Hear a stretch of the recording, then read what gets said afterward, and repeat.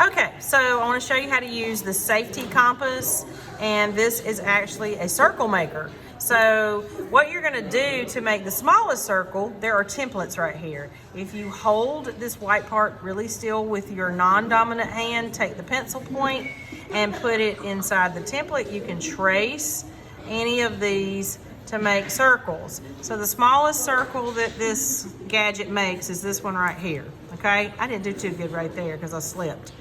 All right, then you can start by putting your pencil point here and swing it around. And notice I'm holding it down flat with my left hand to keep that from moving, okay? So any of these small holes here are made for the pencil point to go in and pull around.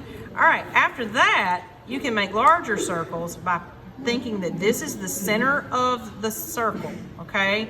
So you're gonna hold it down straight with the clear part and the paper being held tight with your fingers, okay? So notice how I pulled my arm upward so it's up out of my way. I'm gonna put my pencil point in here and I'm gonna swing around, and that made a larger circle than the other ways do. Notice I have to keep my arm up, and my pencil point has to be going straight up and down for this to work. I'm gonna end up going off the page. This one I would have to adjust and move here.